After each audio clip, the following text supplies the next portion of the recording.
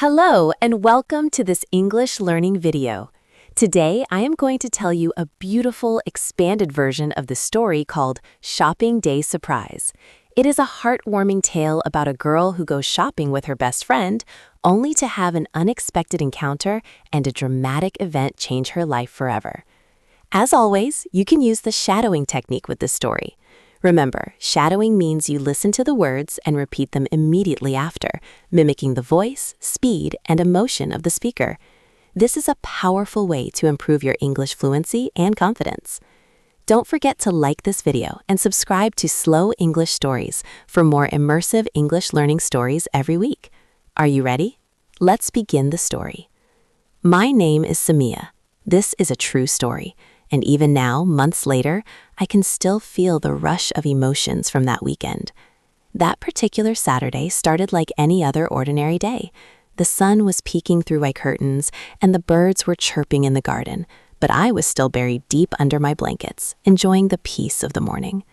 Suddenly, my phone vibrated loudly on the nightstand. I didn't even have to look at the screen to know who it was. My best friend, Lena, is the most energetic person I know, and she always calls me much earlier than I'd like. "Wake up, sleepyhead," she shouted into the phone, her laughter echoing. "The sun is up, the shops are open, and we have a mission. Let's go shopping."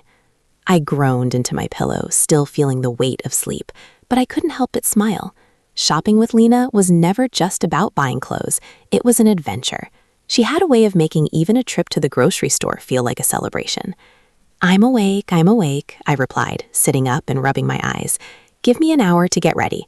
I'll meet you at the entrance of the Grand Mall at 10 a.m. By the time I arrived, the mall was already bustling. It was a massive, modern building, filled with the scent of roasted coffee and expensive perfume. The bright lights reflected off the polished marble floors, and the sound of hundreds of people talking and laughing created a lively hum in the air. Lena was waiting for me near the fountain, wearing a bright yellow scarf that matched her personality. We spent the first hour wandering through our favorite boutiques. We tried on dozens of dresses, most of which were far too fancy for our daily lives. I picked out a deep blue silk dress that made me feel like a movie star, while Lena chose a vibrant red one that flared out when she twinned around. We spent ages in the fitting rooms, taking silly selfies and laughing until our sides ached.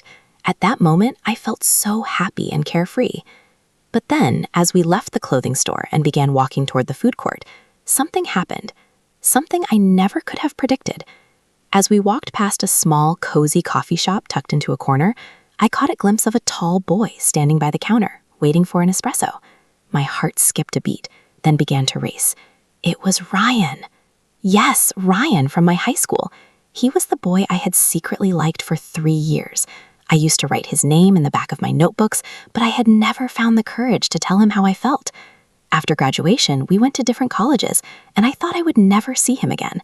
And now, there he was, standing just a few steps away, looking even more handsome than I remembered.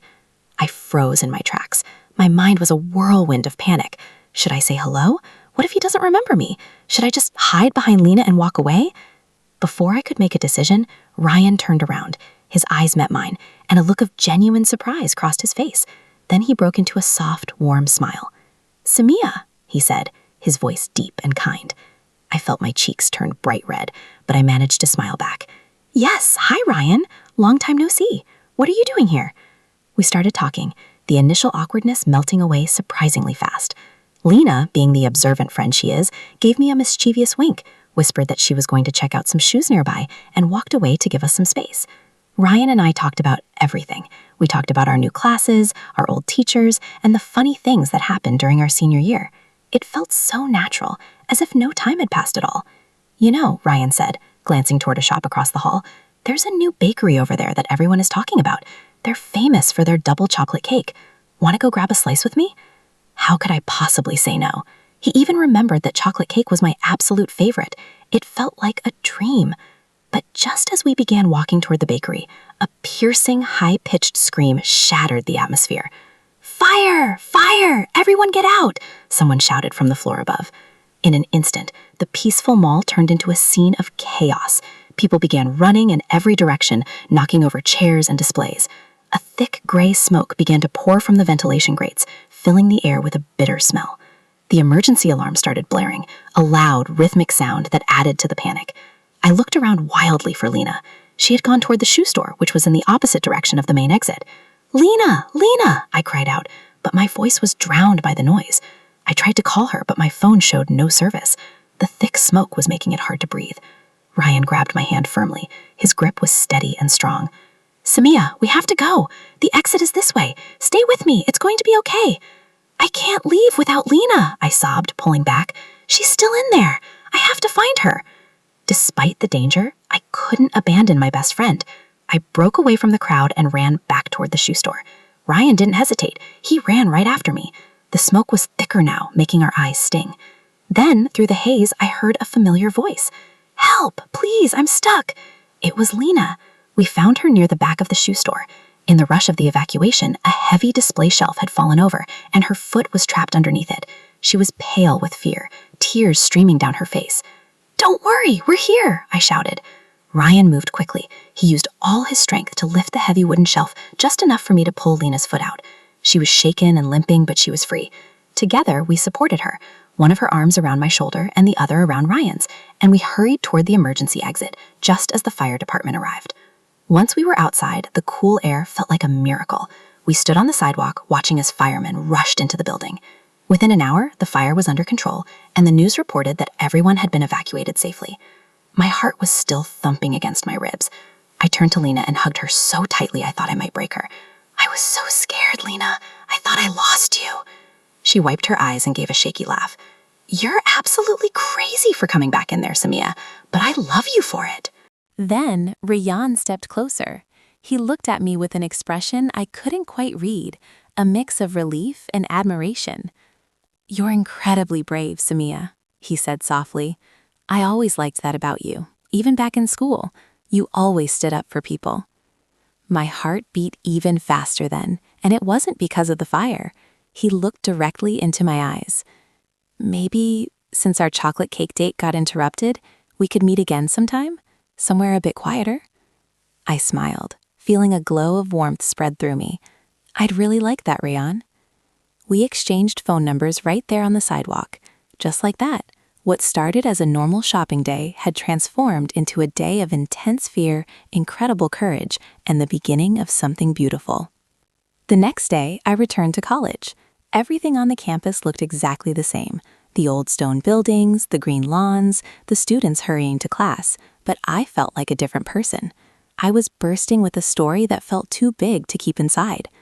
As soon as I walked into the cafeteria, my group of friends came running over. Word travels fast, and they had heard about the fire. "Tell us everything," they demanded, pulling me into a chair. I laughed and started from the beginning. I told them about the shopping, the dresses, the moment I saw Rayan, the terrifying smoke, and the rescue. Their mouths were wide open in shock. "You actually went back into a burning building?" one friend asked, wide-eyed. "And you and Rayan spent the whole time together?" I spent the rest of the afternoon answering questions, but deep down, I was nervous. I kept checking my phone, wondering if Rayan was thinking about me as much as I was thinking about him. Finally, after my last class, a notification popped up. It was a message from him. "Hi, Samia. I hope you and Lena are feeling better today. Are you free this evening? There's a beautiful park near the lake. I thought we could go for a walk and finally have that conversation we started." I didn't even stop to think. I typed back immediately. "Yes, I'd love to." That evening, I chose a simple pink sundress. My hands were shaking slightly as I brushed my hair. I was nervous, but it was the good kind of nervous, the kind that makes you feel alive. When I reached the park, the sky was turning a soft shade of purple and orange. Rayan was already there, leaning against a wooden fence. When he saw me, his whole face lit up. "You look different today," as I approached. "Different good or different bad?" I asked, teasing him. "Different beautiful," he replied softly, making my breath catch. We began to walk along the winding paths under the tall oak trees. The sun was setting over the lake, reflecting gold off the water, and birds were tucking themselves into the trees for the night. It felt like a scene from a romantic movie. Suddenly, a strong gust of wind swept through the park, swirling autumn leaves around our feet. Out of nowhere, a bright red balloon came tumbling through the air, dancing in the wind until it landed right at Rayan's feet. He picked it up and noticed a small yellow piece of paper tied to the string. "Look at this," he said, untying the note. He read it aloud. If you find this balloon, tell the person next to you exactly how you feel about them. We both laughed at the coincidence. What a strange, lucky thing to find, I said. But then the laughter faded, and the park became very quiet. Even the wind seemed to stop. Rayan turned to me, his expression serious and sincere. Samia, he said, taking a small step closer. Maybe this isn't just a random balloon. Maybe it's a sign. I liked you so much back in school, but I was always too shy to say anything. I was afraid you didn't feel the same way. But after yesterday, after seeing how brave and kind you are, I realized I don't want to wait anymore. I really like you. My heart was racing like a drum. I looked up at him and took a deep breath. I liked you too, Rayan, even back then. I guess we both spent a lot of time being quiet. We both smiled, and for a moment it felt like the entire world had stopped moving. It was just the two of us under the pink sky with a red balloon and a new beginning. He reached out and gently took my hand in his. You're brave, you're kind, and you're funny, he said. I want to be around you as much as possible. And I feel safe when I'm with you. We walked back toward the park entrance, still holding hands, as the first stars began to twinkle in the darkening sky. That night, I went home with a permanent smile on my face. It wasn't because of the shopping or the excitement of the fire or even the red balloon. It was because I had found something I had been looking for without even knowing it. I had found love.